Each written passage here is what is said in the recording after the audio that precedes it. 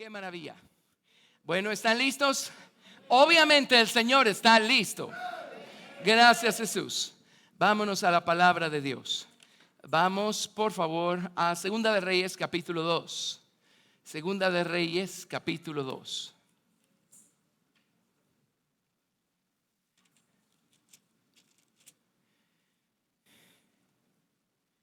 Segunda de Reyes, capítulo 2. Verso 1. Hemos estado en esta porción de la palabra de Dios ya desde hace un tiempo. Pero si usted tuviera un limón inagotable en sus manos, le prometo que si vuelve a pacharlo le sigue saliendo jugo. Esa es la palabra de Dios. Amén. Segunda de Reyes 2:1. Aconteció que cuando quiso Jehová alzar a Elías en un torbellino al cielo, Elías venía con Eliseo a Gilgal. Y dijo Elías a Eliseo: quédate ahora aquí, porque Jehová me ha enviado a Betel. Y Eliseo dijo: vive Jehová y vive tu alma, que no te dejaré. Descendieron pues a Betel. Y saliendo a Eliseo, los hijos de los profetas que estaban en Betel le dijeron: ¿sabes que Jehová te quitará hoy a tu señor de sobre ti? Y él dijo: sí lo sé, callad. Y Elías le volvió a decir a Eliseo: quédate aquí ahora, porque Jehová me ha enviado a Jericó. Y él dijo: vive Jehová y vive tu alma, que no te dejaré. Vinieron pues a Jericó. Y se acercaron a Eliseo los hijos de los profetas que estaban en Jericó y le dijeron: ¿sabes que Jehová te quitará hoy a tu señor de sobre ti? Él respondió: sí, yo lo sé, callad. Y Elías le dijo: te ruego que te quedes aquí, porque Jehová me ha enviado al Jordán. Y él dijo: vive Jehová y vive tu alma, que no te dejaré. Fueron pues ambos. Es que Eliseo quería la bendición, no iba a permitir que solo Elías se la quedara. Y vinieron 50 varones de los hijos de los profetas y se pararon delante a lo lejos. Ellos dos se pararon junto al Jordán. Tomando entonces Elías su manto, lo dobló y golpeó las aguas, las cuales se apartaron a uno y a otro lado, y pasaron ambos por lo seco. Cuando habían pasado, Elías dijo a Eliseo: pide lo que quieras que haga por ti, antes que yo sea quitado de ti. Y dijo Eliseo: te ruego que una doble porción de tu espíritu sea sobre mí. Él le dijo: cosa difícil has pedido. Si me vieres cuando fuere quitado de ti, te será hecho así, mas si no, no. Y aconteció que yendo ellos y hablando, he aquí un carro de fuego con caballos de fuego apartó a los dos. Y Elías subió al cielo en un torbellino. Y viéndolo, Eliseo clamaba: Padre mío, carro de Israel y su gente de a caballo. Y nunca más le vio, y tomando sus vestidos los rompió en dos partes. Alzó luego el manto de Elías que se le había caído y volvió y se paró a la orilla del Jordán. Y ya sabemos qué hizo. Con el manto golpeó las aguas, se partieron en dos, y todos los demás profetas llegaron y dijeron: verdaderamente el manto de Elías está sobre ti. Pero antes de ser Elías llevado vivo al cielo, Elías tuvo que visitar estos 4 lugares. Tuvo que tener una experiencia en Gilgal. Gilgal es el lugar al que vamos para que nuestro viejo corazón sea circuncidado. Tuvo que haber tenido una experiencia en Betel. Betel es el lugar al que vamos nosotros a pagarle nuestros votos de gratitud al Señor. Luego tiene que haber tenido una experiencia en Jericó. Ese es el lugar al que vamos para derribar nuestros muros. Y luego, pues, por supuesto, tuvo que haber tenido una experiencia en el Jordán. Y estamos estudiando el Jordán, la experiencia del Jordán. La palabra Jordán significa descender, o significa uno que desciende. La raíz de la palabra significa ir hacia abajo, o ir a una región más baja, o llevar abajo. El principio del Jordán es básicamente el principio de la humildad, el principio de la muerte al yo. Y hoy quiero trabajar en esta otra definición. ¿Saben qué es el Jordán? El lugar a donde vamos a recibir el bautismo de muerte para recibir una nueva resurrección. Amén. El lugar a donde vamos a recibir un bautismo de muerte para poder recibir una nueva resurrección. Amén. Bueno, uno piensa, este carro de fuego, jalado por caballos de fuego, pues no es otra cosa más que Dios personificando su soberanía, o el arca de su soberanía. Eso es este carro, el trono de Dios, que es sino su soberanía. Amén. ¿Qué cosa nos va a llevar a nosotros, los que quedemos, como dice, a nosotros, los que estemos vivos, los que hayamos quedado. ¿Qué cosa nos va a llevar en un abrir y cerrar de ojos a la presencia del Señor? Sino el arca de su soberanía. Amén. Sino el arca de su soberanía. Por eso entiende uno por qué los cristianos que se quedan a pasar la gran tribulación, la Biblia dice que van a morir decapitados. O sea, nunca quisieron deshacerse de su propia soberanía carnal. Dios va a tener que quitárselas de alguna manera. Pero la gente que se va a ir en el arca de su soberanía es gente que aprendió a perder su propia soberanía carnal. Esa cosita que nos hace creer que yo mando, yo merezco, yo quiero, se hace lo que yo digo. Esa es nuestra soberanía carnal. Todos nacimos con una. Y en el camino la corregimos y la aumentamos y nos volvemos expertos. Algunos llegan a ser presidentes del club. Es detrás de eso que anda el Señor. Amén. Para establecer su soberanía sobre nosotros. Pero esta arca de su soberanía no solo existe para llevarnos en ese día definitivo que se llama el arrebatamiento de los vencedores, amén, o la resurrección de los que ya hayan muerto en Cristo. Esta arca de su soberanía existe para levantarnos cuantas veces necesitemos ser levantados. En el tema de ser levantados, no tenemos que esperar hasta la resurrección, no tenemos que esperar hasta el arrebatamiento, amén. Cada vez que el Señor nos permite experimentar un bautismo de muerte, es porque hay un carro de fuego del otro lado del río, del otro lado de las aguas, esperando para levantarnos a un plano más alto, amén. ¿Qué nos hizo morir? Seguir al Señor a esa experiencia. No resistirnos y no rebelarnos mientras el Señor estaba conduciéndonos al matadero. ¿No dice Pablo en el libro de Romanos que nosotros somos como ovejas de matadero también? Pero qué bueno, se supone que estamos siguiendo al Cordero inmolado. Así es que ¿cómo podemos seguir al Cordero inmolado si no somos ovejas de matadero? En otras palabras, tenemos que aprender a ser inmolados nosotros también. Amén. Algo tiene que morir en nosotros y es nuestra propia soberanía carnal. Por eso el Señor ha diseñado el río Jordán para que nos bañemos en él cuantas veces sea necesario a lo largo de nuestra existencia por esta tierra. Pero sepamos que cada vez que morimos, el Señor nos levanta algo, hace vivir algo, nos lleva a un nuevo plano. Es como la muerte física. Ciertamente es en un lado de la balanza el final de toda una jornada que hizo la persona que falleció. Y el mundo sin Cristo maneja la muerte como el fin. Cuando conocemos al Señor, vemos más allá. La muerte no es el final de algo. Bueno, será el final de algo temporal, finito, pequeño, imperfecto, débil, amén. Pero es el inicio de algo eterno, perfecto, divino, amén. La muerte es siempre la puerta para vivir en otro plano, no necesariamente más alto. En el caso de los que no quieren a Jesús, ¿verdad? Pero es la puerta para pasar al siguiente plano, a otro plano. Si amamos al Señor, por supuesto, un plano definitivamente más alto. Me explico, amén. Así es que esa arca, usted y yo tenemos contacto con esa arca todo el tiempo. Tenemos contacto con el carro de fuego de Dios todo el tiempo. Lo que pasa es que a veces el Señor está tratando de llevarnos al río Jordán porque vio algo por allí que está algo vivo y necesita matarlo. Necesita matarlo. Entonces el Señor nos empieza a llevar al Jordán y nosotros empezamos a resistirnos y a rebelarnos y a llorar y todo lo demás. Si supiéramos que todo lo que el Señor está buscando hacer es aliviarnos la carga para que volemos más alto. Amén. Del otro lado está su carro de fuego listo para llevarnos a un plano más alto. ¿Es cierto o no? Sí. Así es que vamos a ver este principio. ¿Qué es el Jordán? Aquí apunté yo mis propias definiciones. El lugar en donde algo muere para que algo nuevo comience a vivir. Ese es el Jordán. Entendemos entonces cómo es que Elías no podía ser llevado vivo al cielo si no cruzaba el Jordán de manera personal. Y de la misma manera nosotros. Si nosotros no hacemos morir lo terrenal en nosotros, el día que suene esa trompeta para llevarse a los vencedores a casa, les voy a contar un secreto. Vamos a tener sobrepeso. Así es que mejor nos libramos del peso extra de una vez, mientras se pueda.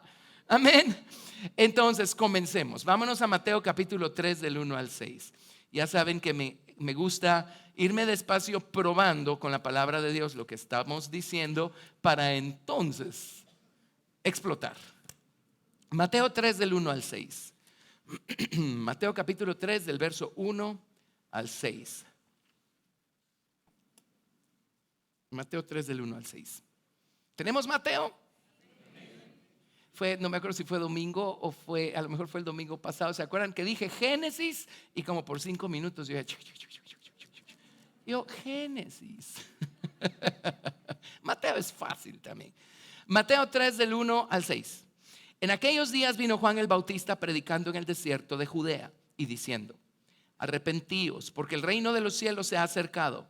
Pues este es aquel de quien habló el profeta Isaías cuando dijo: voz del que clama en el desierto, preparad el camino del Señor, enderezad sus sendas. Y Juan estaba vestido de pelo de camello y tenía un cinto de cuero alrededor de sus lomos, y su comida era langostas y miel silvestre. Y salía a él Jerusalén y toda Judea y toda la provincia de alrededor del Jordán, y eran bautizados por él, adivinen dónde, en el Jordán, confesando sus pecados. Así es que por supuesto el río Jordán está conectado, o el principio del río Jordán está en conexión con el principio del bautismo. El bautismo. Mateo capítulo 3 verso 13. Entonces Jesús vino a Galilea, a Juan al Jordán, para ser bautizado por él. Ya hemos discutido por qué era necesario que Jesús fuera bautizado y por qué era necesario que cumplieran toda justicia, etcétera. Perdón. Pero estoy tratando de probarles que Jordán es el principio del bautismo. Ahora hoy les voy a explicar este bautismo de muerte, a ver cómo funciona. Vámonos a Romanos, por favor, capítulo 6 del verso 1 al 10. Romanos 6 del 1 al 10. Romanos 6 del 1 al 10.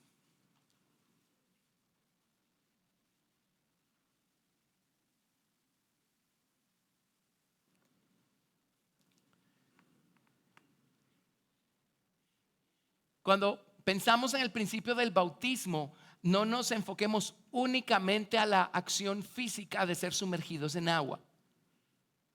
Hemos aprendido a que esos son principios que el día que los experimentamos por primera vez en nuestra vida, o sea, llegan para quedarse. No es para que digamos, me acuerdo hace 25 años que me bauticé en agua. No, ahora esas aguas están abiertas para usted y permanecen abiertas para usted desde ese día, para que usted por fe pueda regresar a esas aguas cada vez que lo necesite. Por fe significa en oración. Amén. Regresar a esas aguas y decir: Señor, necesito que me limpies un poquito más las manos, los pies. O déjenme decirles algo: Señor, necesito que le des muerte a esta cosa, por favor. Y creo que ya les he contado lo que hago yo a veces en mi cuarto de oración. Qué bueno que no están allí. Yo no sé si les daría risa o pena o quién sabe qué, pero por eso dice el Señor: ustedes enciérrense en su aposento, cierren la puerta, y una vez hayan cerrado la puerta, descósanse y métanse con Dios. Pues a veces vengo y le digo: Señor, aquí está mi mano, a ver, dame la tuya. Y le digo: Jesús, a ver, bajemos juntos al agua. A ver, Señor, dale muerte a esto, por favor. Y después me levanto con Jesús y le digo: gracias. ¿Qué creen que no funciona? Para eso nos dio las aguas. ¿Qué pues diremos? ¿Perseveraremos en el pecado para que la gracia abunde? En ninguna manera. Porque los que hemos muerto al pecado, ¿cómo viviremos aún en él? ¿O no sabéis que todos los que hemos sido bautizados en Cristo Jesús, hemos sido bautizados en su muerte? Hemos sido bautizados en su muerte. Porque si somos sepultados. Debía haber puesto bautizados acá, no muerte. Pues es bautizados en su muerte, pero pongamos bautizados en su muerte. Si somos sepultados juntamente con Él para muerte por el bautismo, a fin de que como Cristo resucitó de los muertos por la gloria del Padre, así también nosotros andemos en vida nueva. Porque si fuimos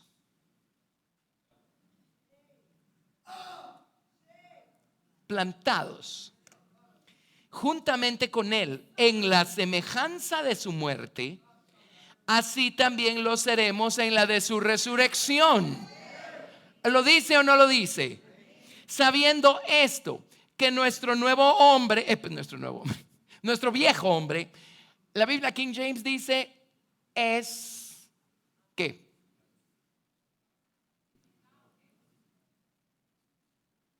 Es crucificado juntamente con Él para que el cuerpo del pecado sea destruido, inutilizado, inactivado, hecho ineficiente, a fin de que no sirvamos más al pecado.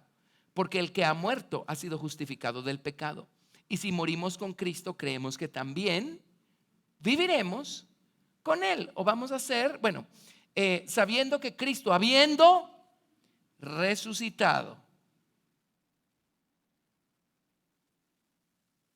sabiendo que Cristo, habiendo resucitado de los muertos, ya no muere. La muerte no se enseñorea más de Él, porque en cuanto murió, al pecado murió una vez por todas, mas en cuanto vive, para Dios vive. Suficiente con esto. Así es que somos bautizados en su muerte. Somos sepultados. Somos plantados juntamente con Él. Nuestro viejo hombre es crucificado. Y de esa manera igualmente vamos a ser, juntamente con Cristo, resucitados. Entonces, Dios tiene, por supuesto que está haciendo referencia a la experiencia del bautismo en agua. Y lo que hace efectiva la experiencia del bautismo en agua no es el agua. Lo que hace efectiva la experiencia del bautismo en agua no es el ministro que lo bautizó a usted. Lo que hace efectivo el bautismo en agua no es la ropa que usted vistió el día que se bautizó. Lo que hace efectivo el bautismo en agua no es que usted se fue a la Tierra Santa y se bautizó en el río Jordán. Lo que hace efectivo el bautismo en agua es el nombre que es invocado sobre nosotros cuando descendemos a las aguas. Por eso Jesús dijo: vayan y bauticen en el nombre del Padre y del Hijo y del Espíritu Santo. ¿Verdad? Se lo dijo a sus discípulos. ¿No nota algo raro? No dijo vayan y bauticen en los nombres. Solo hay un nombre, porque ¿cuántas naturalezas tiene Dios? Pues solo una. Amén. Y en el libro de los Hechos vemos a los discípulos cumpliendo con esa orden. Y no hay una sola ocasión en donde no los encontramos bautizando en el nombre del Señor Jesucristo. Porque Señor Jesucristo es el nombre del Padre y del Hijo y del Espíritu Santo. Amén. El poder está en ese nombre. Ahora uno piensa, bueno, ojalá me pudiera bautizar otra vez en agua, porque me acuerdo qué poderoso fue entonces. Le tengo noticias, sigue siendo poderoso. ¿Por qué no va por fe a las aguas? Y le dice: Señor, yo necesito que esto muera. Amén. Señor, aquí te traigo esto. Señor, dale muerte a esta cosa. ¿Sí? Dale muerte a esta cosa y haz vivir, Señor, lo que tenga que vivir en mí. Amén. A veces nosotros voluntariamente lo hacemos. Yo lo hago en mi cuarto de oración. A veces, sin que nos demos cuenta, el Señor nos conduce en esa dirección. Nos conduce en esa dirección, porque vio algo que necesitaba morirse y sin su ayuda no se va a morir. ¿Por qué Job tuvo que ser bautizado en estas aguas de muerte por 40 capítulos? Había algo que se tenía que morir y estaba tan profundo en la voluntad de Job que Job mismo no tenía idea detrás de qué andaba Dios en él y por qué tuvo que apretar por todos lados a Job, hasta que Dios usó a Eliú y Eliú le dejó saber a Job que Job era un arrogante.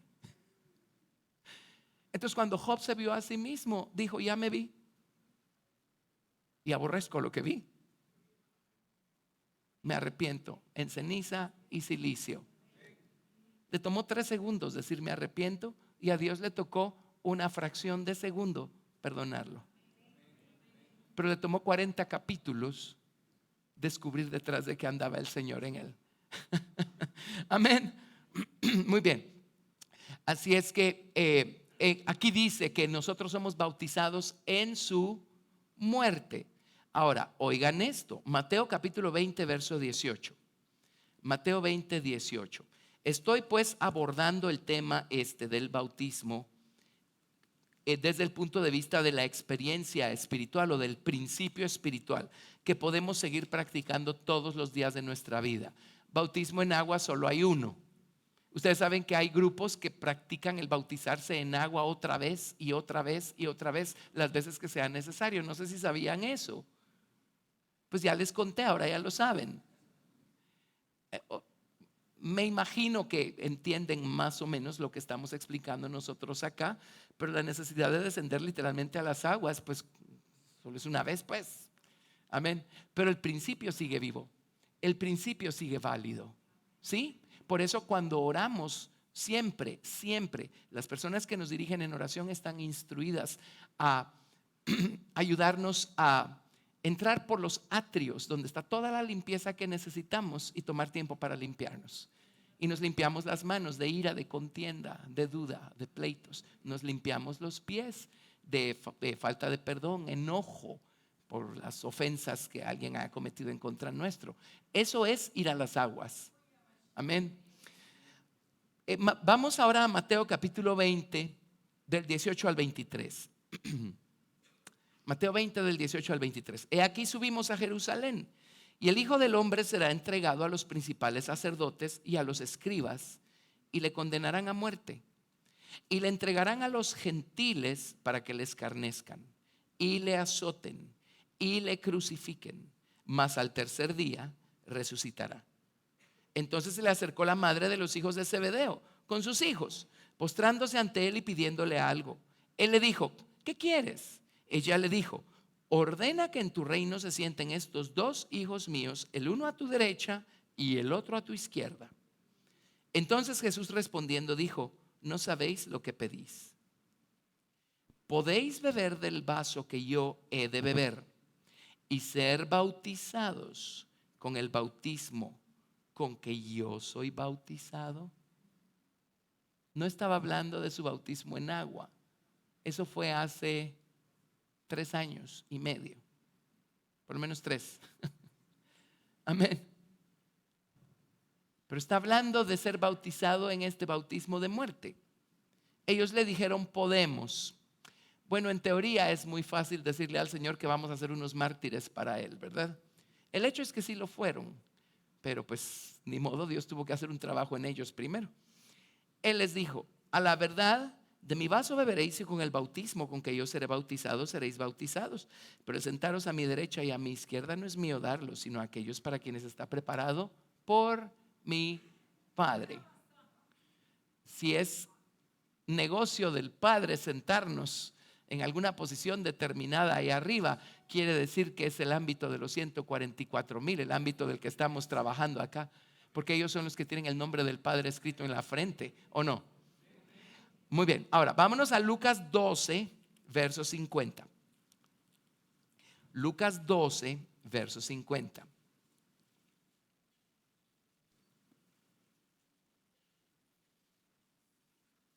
Jesús hablando, por supuesto.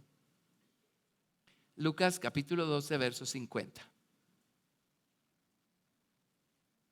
Dice el Señor: de un bautismo tengo que ser bautizado, y cómo me angustio hasta que se cumpla. Está hablando de lo mismo que acabamos de leer en Mateo, un bautismo de muerte. Pero dice: y cómo me angustio hasta que se cumpla. Quiere decir que hay un camino, y aquí está el Jordán o la muerte. Este es el Jordán. Hay un camino y Jesús ya estaba en el camino y dice: estoy angustiado. Eso significa que ya voy de camino. El camino a la muerte es la angustia. Ahora vamos a explicar por qué Jesús estaba angustiado. Y ahí es donde mucha gente se pierde y dicen que Jesús estaba lleno de temores que tuvo que vencer, y que Jesús en el jardín del Getsemaní estaba peleando esa tremenda batalla en oración porque estaba lleno de temor y no quería ir a la cruz, y le estaba diciendo al Padre: Padre, me da horror ir a la cruz, pero básicamente el concepto es: ni modo, si tengo que hacerlo, ahí voy. Eso no suena al Cordero de Dios que quita el pecado del mundo, amén, y al Hijo de Dios. Por supuesto que no ese es el cuadro, amén. Pero Jesús dijo: estoy en angustia. En otras palabras dijo: eso significa que ya voy de camino, ya se acerca, ya encontré el camino. El camino al Jordán o a la muerte es a través de la angustia. Entonces veamos qué significa esta palabra, angustia. Dice: de un bautismo tengo que ser bautizado, y cómo me angustio hasta que se cumpla. Vamos a ver si alguna vez el Señor nos ha conducido a nosotros a algún tipo de bautismo de muerte. Pero miren, si estamos aquí es porque no nos morimos. Pero si estamos aquí alabando al Señor es porque algo se murió. Si no, no estaríamos alabando al Señor con gratitud y con todas nuestras fuerzas. Amén. La palabra angustio significa comprimir con una multitud o con una emboscada. Significa comprimir. Significa arrestar a un prisionero.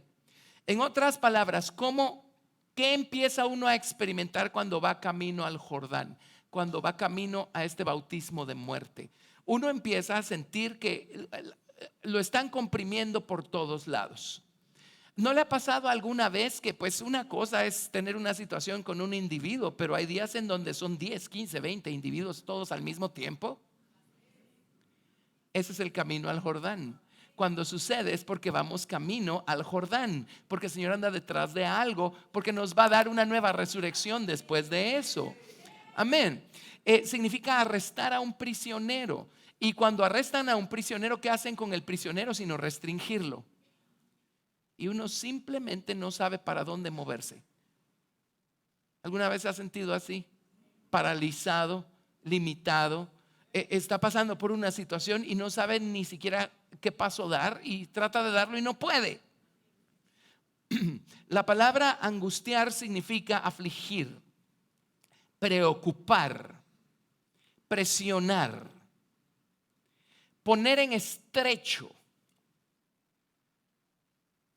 Poner en estrecho con enfermedad, o con temor, o con multitudes. Y son esas épocas en las que uno empieza a sentir un temor tremendo. Uno se siente inestable, uno se siente perdido, y uno todo lo que siente es temor. Es una incertidumbre, y uno siente que lo están estrechando por todos lados. Las gentes, los problemas, las situaciones, ¿cierto? A veces es el diablo, lo que sea. Significa comprimir por todos lados para que no se haga pedazos. Eso significa. En otras palabras, Dios tiene que estar detrás de esa angustia, porque si el Señor no nos estuviera estrechando, algo se arruinaría, algo se rompería. Y el Señor está velando porque todo eso enterito llegue a su bautismo de muerte, para que el Señor pueda levantarlo. Amén. ¿Alguna vez han tenido ustedes que cargar un montón de libros, pero libros pesados? 10, 15 libros de texto pesados. ¿Alguna vez han hecho limpieza en su librera? Y agarran, yo los invito, cuando yo tenga que hacer limpieza en mi librera, los invito a que me vayan a ayudar. La primera pregunta es: ¿cuál de todas las libreras vamos a limpiar? Entonces uno agarra todos los libros, y ¿qué hace uno para que no se le despedacen todos? Uno comprime. Y les voy a decir un secreto: si los comprimen agarrándolos de arriba, se les van a desarmar todos por aquí abajo. Bajen un poquito las manos al tercio bajo de la fila de libros y compriman allí, y habrán descubierto el principio de las estructuras postensadas.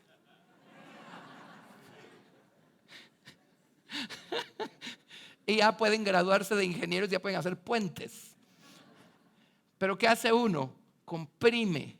Si uno no aprieta lo suficiente, todo eso se desarma. Todo eso se desarma. Entonces uno se siente en aprieto. Sepan que la mano de Dios está detrás, velando porque no nos desarmemos. Amén. Eso significa la palabra comprimir. Comprimir por todos lados para que no se haga pedazos y se pierda así una pieza. También significa presionar un barco para que pase por un canal estrecho. Hoy no está mi capitán de la marina aquí, ¿verdad? ¿O sí? No, ok. No, hoy no está. Bueno, pues ¿se acuerdan de aquel transatlántico italiano que terminó así? Hace no demasiado. ¿Se acuerdan? Ajá, era un Costa Concordia. El hecho es que había un canal muy estrecho por donde tenía que tener cuidado el capitán de pasar. Pero la historia dice que la novia le estaba haciendo señas aquí desde una colinita y él se acercó demasiado para hacerle señas de regreso a la novia y toda la cosa colapsó. Si es la historia o no, eso es lo que publicaron. Amén. Y el Señor sabe que hay un punto en nuestra vida que si nos alejamos demasiado del centro vamos a colapsar. Por fuera las aguas se ven iguales, pero el Señor sabe dónde está el canal estrecho por donde tenemos que seguir navegando si queremos pasar al otro lado. Pero empezamos a resistir esa estrechez, empezamos a resistir esa restricción. No la resistamos. ¿Saben camino a dónde vamos? A un Jordán personal, a un bautismo de muerte. Alguien dirá, eso no me emociona. Sí, emociónese, porque la única manera como podemos ser resucitados, vivificados, arrebatados, es habiendo muerto primero. Y el Señor tiene una nueva resurrección del otro lado. Amén. Así es que la angustia es el camino para este bautismo de muerte. En las Biblias hebreas, la palabra que se utiliza significa estrechez, angustia. Significa también adversario, enemigo, opresor. Y no es de extrañar que el diablo siempre está allí haciendo su trabajo, buscando convencernos que ahora sí, todo está perdido y ya no hay remedio. Dios ya se olvidó de nosotros, ya nos tiró a la basura. Tribulación, congoja, todo eso significa esa palabra. Ahora, déjenme trazarles la palabra en 2 de Corintios capítulo 5, verso 14. 2 de Corintios 5, 14. Segunda de Corintios 5, 14. Acá la mismísima palabra estrechez la tradujeron como constriñe, pero es la misma palabra. Es la misma palabra. Segunda de Corintios 5, 14. ¿Por qué estamos nosotros a veces en situaciones en donde nos sentimos estrechos, afligidos, atribulados? Amén. ¿Qué es? ¿Qué hay detrás? ¿Están en 2 de Corintios 5, 14? Bueno, ¿están listos para leerlo todos conmigo en voz alta? Y realmente es solo la primera frase la que necesitamos, pero leamos todo el verso. ¿Están listos? Muy bien, la primera palabra es porque. Vamos.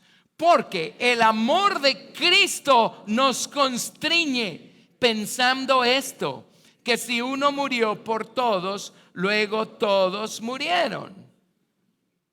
Déjenme leerles el 15, dan ganas de seguir. Y por todos murió para que los que viven ya no vivan para sí, sino para aquel que murió y resucitó por ellos. Pero miren, el amor de Cristo nos constriñe. Es la misma palabra para estrechar, comprimir, para afligir, preocupar, aprisionar, presionar, poner en estrecho. ¿Qué cosa nos aprisiona, nos pone en estrecho, nos comprime? Díganlo. Es el amor de Cristo. Todo el tiempo fue el Señor Jesucristo con su amor sabio, perfecto y eterno, llevándonos a un lugar estrecho, porque el Señor sabía que había algo en nosotros que necesitaba morir, y el Señor nos metió en esta angustia para poder llevarnos a experimentar una nueva muerte de algo que tiene que morir en nosotros y así experimentar una nueva resurrección y poder ser elevados a un nuevo plano con el Señor Jesucristo. Fue el amor del Señor todo el tiempo. Es el amor del Señor todo el tiempo. Amén. Podemos bendecir a Jesús por eso. Qué maravilloso es su amor. Qué sabio es el amor de Dios. Amén. Muy bien. Vámonos ahora a Mateo capítulo 7 del 13 al 14.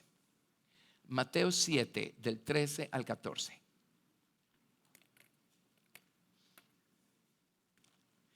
Mateo 7 del 13 al 14. ¿Y qué creen? Vamos a leerlo todos en voz alta. Mateo capítulo 7 del verso 13 al 14. La única manera como podemos vivir es habiendo muerto primero. La única manera como puede haber resurrección es habiendo muerte o crucifixión primero, ¿cierto? La única manera como puede haber exaltación es habiendo habido humillación primero. Amén. Ok, ¿están listos? Mateo 7, versos 13 y 14. Todos juntos. La primera palabra es entrad.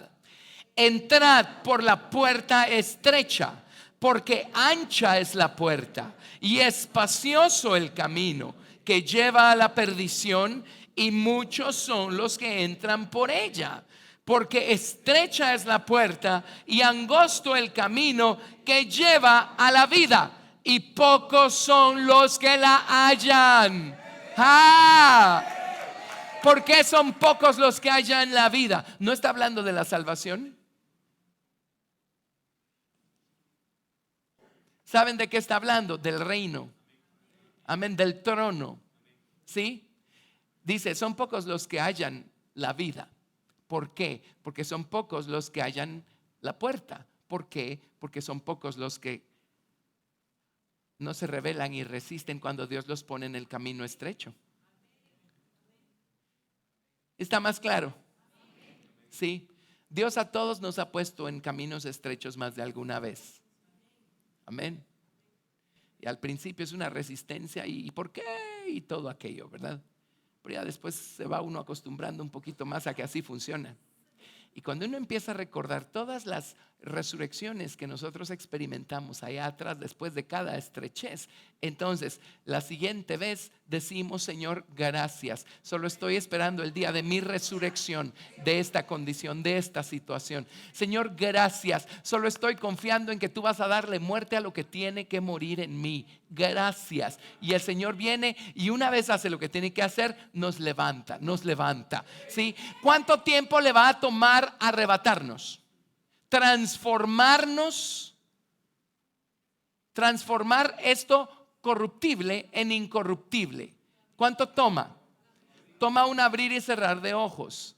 Ahora es menos que eso. Realmente es como cuando uno tiene como una, no es ni siquiera abrir y cerrar, eso toma demasiado tiempo. Es cuando de repente tiene uno, no es un tic, pero es un movimientito, ¿verdad? Tic. Eso es lo que le toma al Señor. Amén. Transformarnos. Muy bien, entonces eso por supuesto lo confirmamos con Santiago capítulo 4 verso 10. Santiago capítulo 4 verso 10. Solo les estoy dando las bases. Ahorita voy a entrar a mi mensaje. Santiago capítulo 4 verso 10.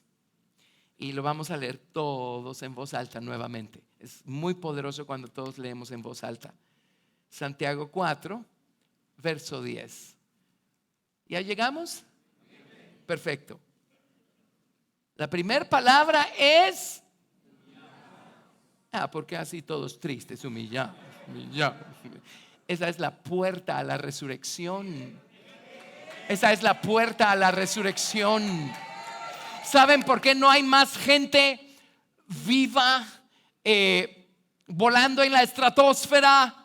¿Saben por qué? Porque el único camino a eso es la humildad, ¿sí? Y nosotros vivimos la vida peleándonos y resistiéndonos a aquello que es la puerta a nuevas alturas en el Señor Jesucristo. Leámoslo todos juntos. Verso 10, la primera palabra es humillaos. Vamos, Humillaos delante del Señor y Él os exaltará. En otras palabras, mueran, entonces van a vivir. Ahora, esto de la resurrección no es cualquier cosa. ¿Cuál es la gloria de Dios que resucita para vivir para siempre? Cuando el Señor Jesucristo vino a la tierra, Él vino en la gloria engendrada del Hijo de Dios. ¿Se acuerdan que Dios en el principio lo primero que hizo fue engendrar a su Hijo? El Verbo, ¿o no? Sí, sí es Proverbios 8. Jehová me poseía en el principio, sí, ya de antiguo, antes de sus obras, eternamente tuve el principado, sí. Dice Jehová me engendró, dice. Ok, entonces lo primero que hizo Dios fue engendrar al Verbo, al Hijo, sí, hacerlo visible y a través del Hijo crear todas las cosas. Entonces cuando hablamos del Hijo de Dios, hablamos del lado engendrado de Dios. Pero cuando hablamos del Padre, a Él nadie lo engendró. Él es el Dios no engendrado. Él es el gran yo soy. Él es. Un día mandó con un recado para Faraón a Moisés. Y Moisés le dijo: si no me das tu nombre, no me va a creer que tú me mandaste. Con mucho gusto, Moisés. Y le dice el Señor: yo soy. ¿Sí? El Padre no tiene principio y no tiene final. El Hijo, Él es el principio. Él es el final. Lo hemos explicado, lo volveremos a explicar en su ocasión, ¿verdad? Amén. Pero el Hijo de Dios en su gloria engendrada resucitó gente durante sus años de vida en esta tierra. Por supuesto que sí. ¿Qué pasó con esa gente? Se volvió a morir. No por eso fue menos poderoso el milagro. Y hoy en día el Señor todavía hace esa clase de operaciones y milagros. A mí no me ha usado para resucitar gente, pero yo conozco gente a la que Dios ha usado para levantar gente. Por supuesto siguen envejeciendo, engordando y tarde o temprano se mueren. Pero el día que vamos a ser nosotros levantados para vivir para siempre. A ver, el Señor Jesucristo es la primicia. ¿Quién lo resucitó? La Biblia dice claramente en el libro de Romanos que Él fue resucitado por la gloria del Padre. La gloria no engendrada. Amén. La gloria no engendrada es la que resucita. ¿Por qué Jesucristo, cuando venga por nosotros, dice la Biblia, viene en su gloria y en la de su Padre y en la de sus santos ángeles? Porque Él viene con la gloria no engendrada del Padre a resucitar a los muertos, a arrebatar a los vivos, etcétera. Amén. En la segunda venida a juzgar a los que pues tienen que ser juzgados, etcétera. Así es que cuando nosotros somos puestos en estrecho y Dios nos lleva a experimentar un Jordán personal, un bautismo de muerte a nivel personal, ¿quién está allí para levantarnos sino el Padre? Amén. El Padre es el que está allí para levantarnos y para llevarnos a un nuevo plano, a una nueva esfera, a una nueva dimensión, a una nueva manera de conocerlo y de caminar con Él. Sí, por eso es tan poderoso cuando el Señor ha decidido que pasemos por tribulación y angustia, porque Él está preparando una nueva experiencia para nosotros con el poder y la gloria del Padre, para levantarnos a un nuevo nivel. ¿Sí? Amén. Bueno, demos gracias a Dios por eso.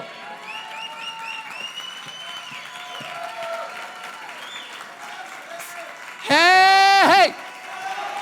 Gracias, Jesús. Si ya nos consideraban raros, ahora vamos a ser todavía más raros, porque vamos a salir de esta enseñanza diciendo gracias a Dios por la tribulación, por las aflicciones, por las estrecheces. Porque tienen por propósito llevarnos a una nueva resurrección. Amén. Bueno, muy bien. Así es que Vamos a ver, ejemplos. Ejemplos. ¿Les doy ejemplos o les doy ejemplos? Estoy viendo el reloj para ver cuántos ejemplos les doy. Pero miren, casos clásicos, mencionémoslos, los conocemos, casos clásicos. Pero ¿cuál fue el camino por el que José, hijo de Jacob, tuvo que caminar para llegar al trono de Egipto? Ahí tienen un gran botón para muestra. Amén. Bueno, luego tenemos esta famosa historia. Bueno, no, vayámonos en orden.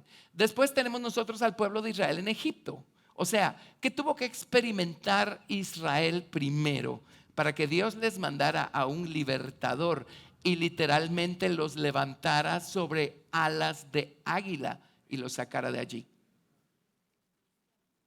Fueron esclavos, tuvieron que pasar por angustia, aflicción, tribulación, estrechez. Amén. Pero la Biblia dice claramente 2 veces que cuando Dios los sacó de Egipto, Dios los llevó sobre alas de águila. También hemos estudiado este principio, pero eso explica cómo fue que fueron capaces de sacarle una ventaja de por lo menos un día entero a los egipcios que venían montando caballos o conduciendo carros jalados por caballos, y los israelitas iban a pie. Cientos de miles de personas, hombres, mujeres, niños, chunches, canastas, tanates y de todo. Y les sacaron por lo menos un día y una noche de distancia. ¿Cómo pudo haber sido eso? Sino que Dios los subió sobre alas de águila de manera bastante literal. Amén. Y ese es un principio también. Esas alas de águila, por supuesto que están conectadas con el carro de fuego de Dios, con su carroza, con su trono, con el arca de su soberanía. Si estudiamos nosotros el carro de Dios o el trono de Dios descrito por el profeta Ezequiel, descubrimos que había 4 seres vivientes. Amén. Y uno de ellos era un águila. Así es que es el mismo principio, es el mismo principio. Amén. Uno le huye a la estrechez y a la aflicción y a la tribulación, y todo lo que es nuestro boleto para subirnos en el carro de fuego de Dios. Amén. Gracias, Jesús. Muy bien. Otra historia, hemos hablado mucho acerca de esto, creo que la acabo de mencionar, pero Ana, la esposa de Elcana, en Primera de Samuel, un caso clásico, ¿verdad? Ana, Elcana estaba casado con Ana y con Penina, y Penina tenía hijos y Ana no. Entonces a Penina le encantaba atormentar a Ana. Y esto puso a Ana en una situación de angustia, de aflicción, de estrechez. Año con año, cuando subían a ofrecer sus sacrificios y a pagar sus votos al santuario, año con año Penina se encargaba de recordarle a Ana que Penina era fértil y tenía hijos y le había dado hijos al esposo, y Ana era estéril y ella no le había dado hijos al esposo. Ahora, un día vamos a descubrir por qué le tomó tantos años. Pero un día dijo: con permiso, ahorita vengo. Y se fue a lidiar con el asunto en oración. Amén. Y en su confesión tenemos mucha luz, porque allí nos dice cuán enojada vivía ella, y cuán afligida y cuán atormentada vivía esta, no solo por la situación de no tener hijos, sino porque la Penina la vivía atormentando por el asunto. Así es que hasta que Ana se murió, amén, el Señor pudo levantarla. Y no solo le dio a Samuel, además de Samuel, según recuerdo, le dio 2 hijos más y 3 hijas más. Así es que tuvo 6 en total. Pero ella es la que acuñó estas palabras. Las leímos hace poco, leámoslas nuevamente. A mí me han salvado la vida una y otra vez. Acabamos de pasar por aquí, por eso solo lo pongo en este contexto. Primera de Samuel, capítulo 2, versos del 6 al 8. Creo que el domingo pasado lo tocamos, no me acuerdo. Por mí hablaría de esto todos los domingos. Amén. Si nos va a salvar la vida, hablemos de eso. Primera de Samuel, capítulo 2, del 6 al 8. Primera de Samuel, capítulo 2, del 6 al 8. Y dice: Jehová mata y él da vida, porque primero tiene que matar para que después dé vida. Jehová hace descender al Seol y hace subir. Amén. Para que usted suba del infierno, primero se tiene que ir al infierno. No me diga que no pasa por infiernitos de vez en cuando. Verso 7. Jehová empobrece y él enriquece, abate y enaltece. Él levanta del polvo al pobre y del muladar exalta al menesteroso, para hacerle sentarse con príncipes y heredar un sitio de honor, o heredar el trono de gloria. Entonces ella es otro caso clásico de cómo el camino hacia arriba es hacia abajo, como les dije la semana pasada. Amén. Bueno, ya sabemos de Ana porque hemos hablado bastante de ella. Ahora vámonos al Salmo 30 y veamos la experiencia del rey David en el Salmo 30. Salmo 30.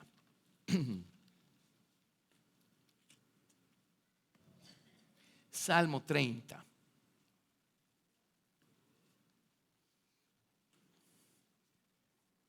Y muchos de los salmos ponen el final al principio.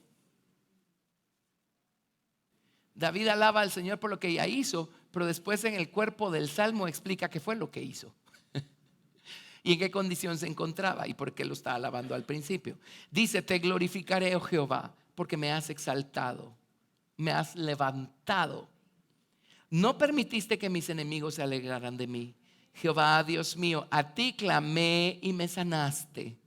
Oh Jehová, hiciste subir mi alma del Seol. Me diste vida para que no descendiese a la sepultura. Cantad a Jehová vosotros sus santos y celebrad la memoria de su santidad, porque un momento será su ira, pero su favor dura toda la noche. Por la noche durará el lloro y a la mañana vendrá la alegría.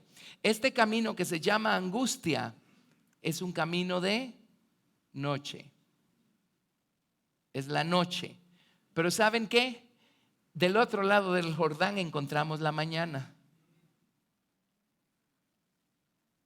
Y dice: de noche se llora,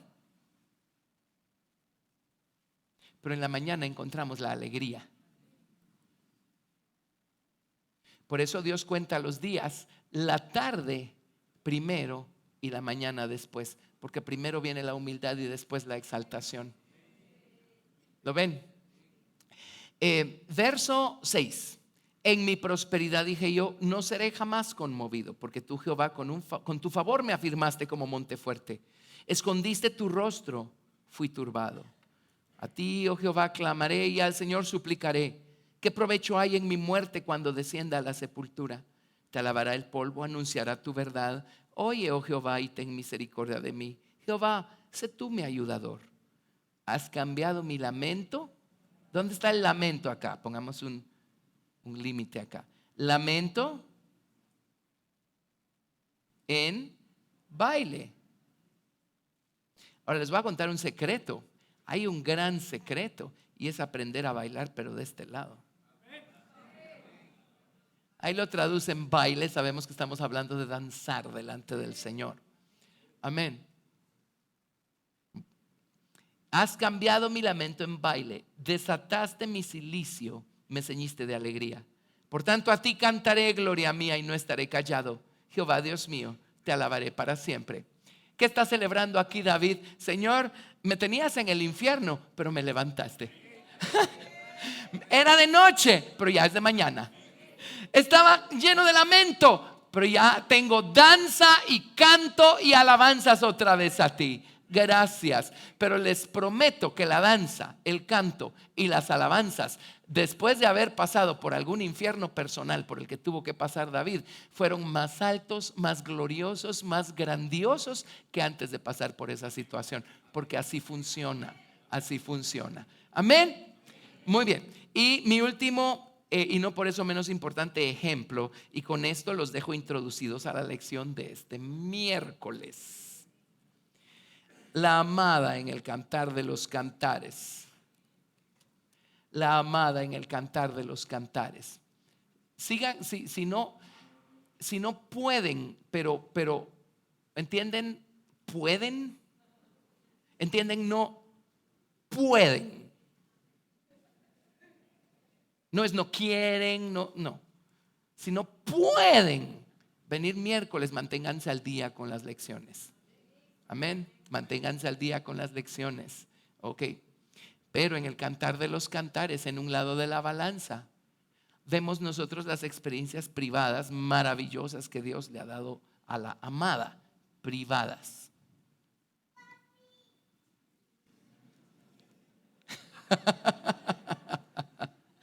Las experiencias privadas. Y en lo privado ella ha encontrado a su amado como ninguna otra hija de Jerusalén lo ha logrado experimentar alguna vez en su vida. Y uno ve solo ese lado. Pero cuando la palabra de Dios ya no solo es teórica para uno, sino práctica, y uno ha caminado sus tramitos con el Señor Jesucristo, uno sabe que esas experiencias privadas maravillosas vienen acompañadas de experiencias públicas. Estas son exaltadas. Estas otras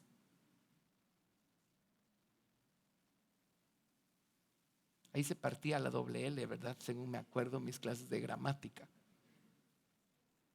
O a lo mejor ya cambió la regla. No, ¿verdad? Gracias. Ok. Ella tuvo experiencias privadas exaltadas, tremendas, increíbles, pero tuvo experiencias públicas muy humillantes. Empezó con sus propios hermanos. ¿Se acuerdan que en Cantares 1, verso 6 dice: no reparéis en que soy morena, porque el sol me miró? Los hijos de mi madre, ¿quiénes son ellos sino mis hermanos? Se airaron contra mí, me pusieron a guardar las viñas, y mi viña que era mía no guardé. Hazme saber, oh tú, a quien ama mi alma, dónde apacientas, dónde cesteas al mediodía. Pues porque había de estar como errante junto a los rebaños de tus compañeros. Y la palabra errante la hemos trazado en nuestro estudio de Cantares. Se refiere al mismo rebozo con el que tenían que amarrar de alguna manera su boca o su mandíbula los leprosos, como una señal de que ellos tenían lepra y de que nadie se les acercara. Eso está en la ley mosaica. Entonces, ¿qué está diciendo ella? Está diciendo: Señor, mis hermanos me están tratando como leprosa. Así la empezaron a tratar. Y hemos enfatizado mucho en el estudio de Cantares. O sea, no espera que le empiecen a celebrar su maravillosa relación con el Señor Jesucristo. Eso es entre usted y Jesús. Por regla general, la luz que va a ir creciendo en usted va a reprender las tinieblas en los otros, y se van a enojar porque lo van a ver a usted haciendo lo correcto, y eso les cae mal. Entonces le van a venir encima. Así funciona. Amén. Así es que ahí tenemos nosotros. Luego, ¿qué más? Ella supo encontrar los agujeros de la peña en Cantares capítulo 2, verso 14. Pero pues sin regresar a explicar las experiencias, porque para eso está el día miércoles. En el capítulo 3, verso 1, ella pasó por una noche espiritual. Por las noches buscó en su lecho al que ama su alma. Lo buscó y no lo encontró. Y esa es una clásica noche espiritual. Buscamos al Señor y sabemos que anda por ahí porque Él es omnipresente. Pero por otro lado no lo encontramos. Sabemos que anda por allí, pero no lo encontramos. Una noche. Ella pasó por una noche espiritual. Luego, ¿qué más? En Cantares capítulo 3, verso 6, pasó por un desierto espiritual.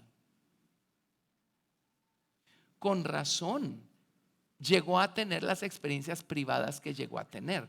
Con razón la estatura espiritual que se formó en ella, porque se valió de toda esta humillación pública para aprenderse más del Señor y para buscarlo con todavía más ganas.